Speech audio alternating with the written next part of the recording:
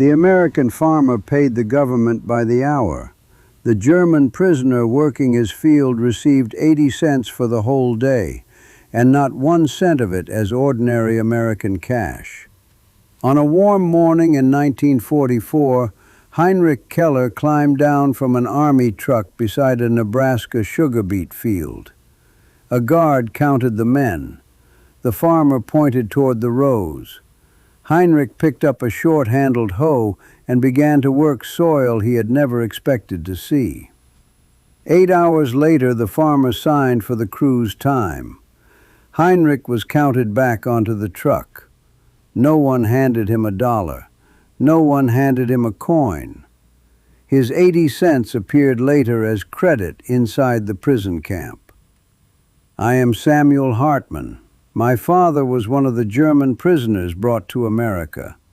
His war ended behind American wire, in a country where the fields seemed endless and home was still an ocean away.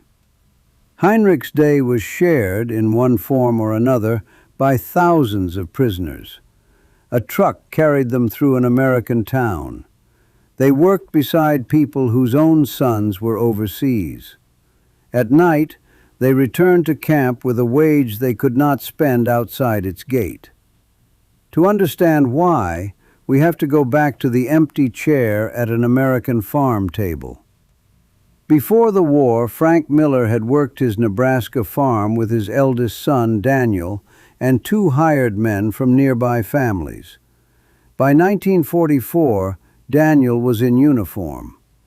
One hired man had joined the Navy. The other had taken a factory job where the pay was better and the work did not depend on rain. The beets did not care. They still had to be thinned in spring and lifted when the weather turned cold. Miss the right week, and a year's work could remain in the ground. Frank's wife and teenage daughter helped where they could. So did neighbors, women, school children, and anyone else able to spare a day. Across America, farm families were doing the same. The country wanted more food, more sugar, and more fiber, while the people who had once supplied the labor were marching or building weapons. Frank first heard that prisoners might be available at a county meeting. The idea angered some of the men in the room. Their boys were fighting Germans in Europe. Now German soldiers might sleep a few miles from their homes and work their land. But anger could not thin a beet field. By 1944, American agriculture had places for about 149,000 prisoners. Only about 101,000 were available for work across the country. Farmers who had once objected soon found themselves competing for crews. Frank signed his name with the others, and one morning a guarded truck came down his road. The prisoners did not arrive as hired neighbors. Frank could not choose one man, bargain over his pay, or offer him a permanent job. The Army chose the crew and kept custody of every prisoner. Farmers often joined together to make one group contract. Their association collected the money, arranged transportation, and helped place a small branch camp close to the fields. Some temporary camps used tents. Others occupied old buildings left from earlier government projects. The men still belonged to a main camp. The smaller camps simply moved them closer to the crop before the crop was lost. Each morning began with a count. The guards checked the truck. Tools went in. Prisoners climbed aboard. At the farm, the employer supplied equipment and supervised the job, while the Army remained responsible for guarding, housing, clothing, transport, and medical care. The working day could run as long as 10 hours, including the journey from camp and back. One full day of rest was required each week. The schedule still changed with the camp, the season, and the work waiting in the field. For Heinrich, the first problem was not the length of the row. It was understanding what Frank wanted him to do. Frank spoke no German. Heinrich knew only a little English. The instruction passed from the farmer to an interpreter, then to a prisoner work leader, then down the line. By the time it reached the last man, a simple job could sound like a riddle. Heinrich had repaired engines before the war. He had never thinned sugar beets. He cut too close to the first plant and left too much space before the next. Frank stopped him, knelt in the dirt, and showed him with his hands. No speech was needed for that. By midday, the row behind Heinrich looked better. By the end of the week, the men knew the rhythm: step, bend, cut, move.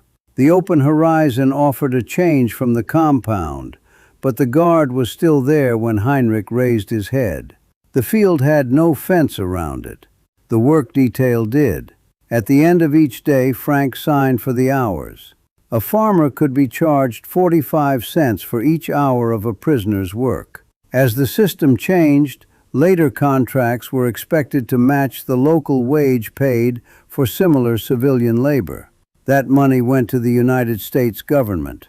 Heinrich received the standard prisoner rate, 80 cents for a normal day of paid work. The amount had been set by the War Department and was based roughly on the monthly pay of an American private before the war. The difference looked enormous. Frank might pay several dollars for one man's day, while Heinrich received less than one. But the two amounts had never been the same wage divided between them. Frank was paying into a government-run system that supplied the camp, guards, transport, clothing, and medical care.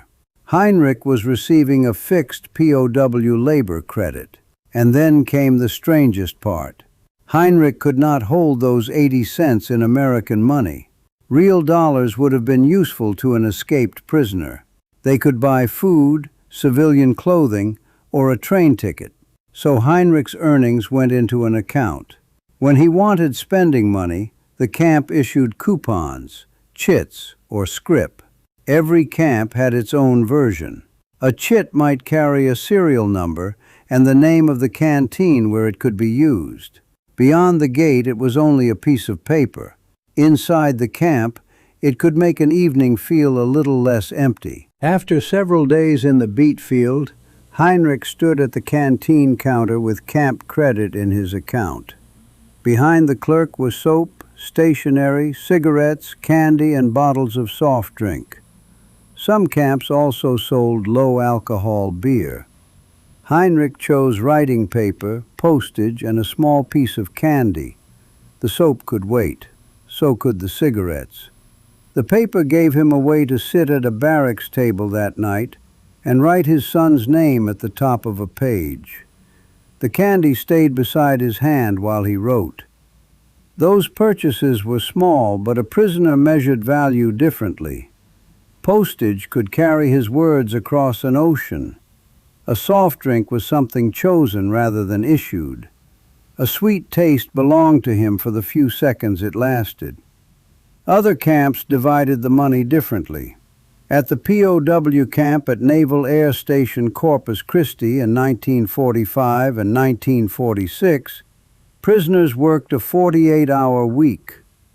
2/3 of their 80-cent daily pay was held in trust.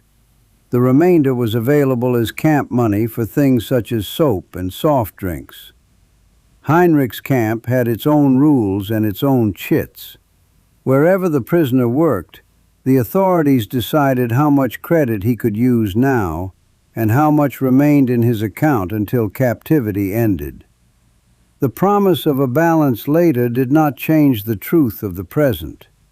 He had earned money. He still needed permission to spend it. And earning it was not always a choice. One morning, a prisoner in Heinrich's barracks remained on his bunk when the work detail formed outside. He was tired of the fields.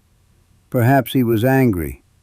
Perhaps he simply wanted to discover whether the Americans could make him go. The answer depended on the insignia a prisoner had worn in the German military. Officers could not be ordered into ordinary labor.